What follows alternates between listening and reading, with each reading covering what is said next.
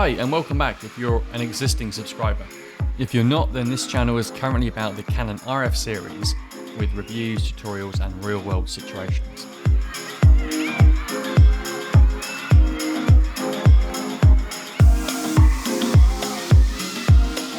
In this video, I'd like to talk briefly about the Canon RF200-800mm lens, which comes off the back of my last video release about the f7.1 aperture of the RF100-500 lens. In that video, I was trying to explain why f7.1 isn't really that much of a problem, and then Canon drops an f6.3 to f9 lens. However, with an extended focal range of 200-800mm. Canon really are pushing the boundaries of what's possible with their mirrorless range, and seemingly not afraid to release something that a lot of people would consider to be ridiculous. Anyway, I thought I'd share some information on the aperture range compared to the RF100-500, the effective focal range and distance with teleconverters, and also with APS-C crop sensors. Let's take a look. Firstly, who is this lens for? For me, it's clear it's not a pro lens and it's not an L series, even though it has a white appearance like most other telephoto L series lenses. Are Canon trying to make this look better than it is? My personal opinion is that this is a pro consumer, enthusiast or even amateur photographer's lens, which is going to be an expensive investment at $2,000. However, I generally feel the same way with the RF100-500 at times. Even though this is an L series lens with better build quality, weather sealing and optics, it leans more towards the pro consumer and enthusiast level rather than for professionals. However, it's worth pointing out that the new RF200-800 lens provides 5.5 stops of image stabilization, has auto panning, is weather sealed, is compatible with the 1.4 and 2 times teleconverters, and has a minimum focus distance of 3.3 meters at the 800mm range. Having said that, I've used the RF100-500 quite a lot and have taken some really great quality photos in situations where I would not have been able to carry a hefty 400, 500 or even a 600mm L series prime lens. So there is, unfortunately, always going to be some sort of compromise and trade-off with photography.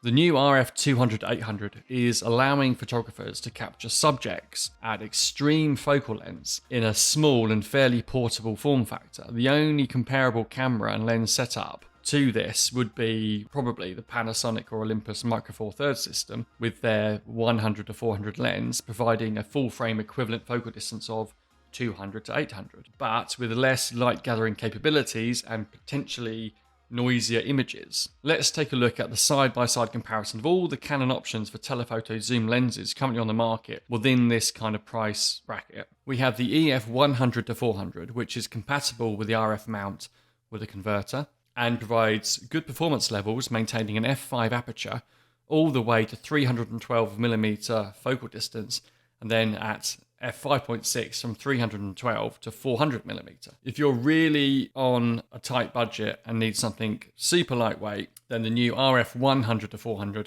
f5.6 to f8 is a really good option at only $600.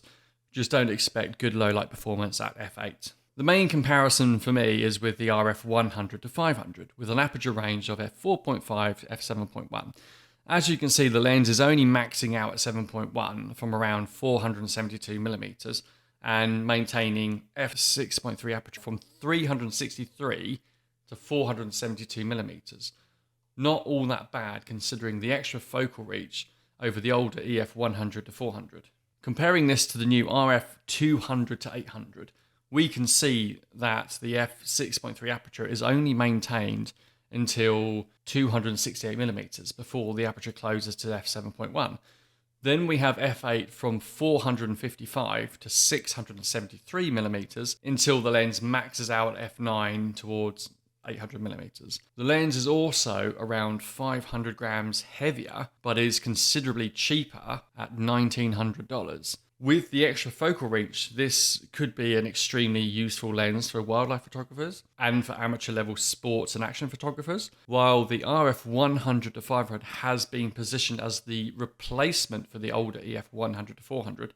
therefore considered more of a professional's choice. Let's now look at the use of teleconverters, because this is where things become quite extreme. When we compare it to the 100 to 500mm lens, the first thing that we notice is there is no handicap at the lower focal range.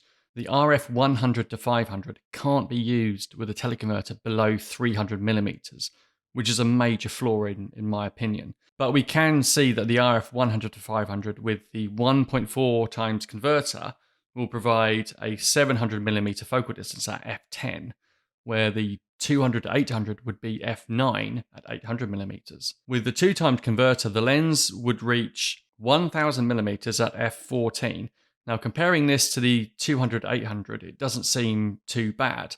However, there is usually a noticeable reduction in image quality when using teleconverters, especially the 2 times converter. Let's see what the 200 to 800mm can achieve. With the 1.4 times teleconverter, we now have a focal range of 280 to 1120mm at f9 to f12.6. With the 2 times converter, it would become a 400mm to 1600mm at f12.6 to f18. This is an insane level of reach, but as I mentioned, there would be a drastic reduction in overall image quality when using the teleconverters, and also from things like diffraction, from using very small apertures, and you also have to factor in environmental issues such as heat haze and stuff like that. If this lens was used on an APS-C crop sensor camera, such as the Canon R7, then the focal range would start at 320mm with the 1.6 times crop and extend to 1280mm. The 1.4 times converter would make it 448mm to 1792mm,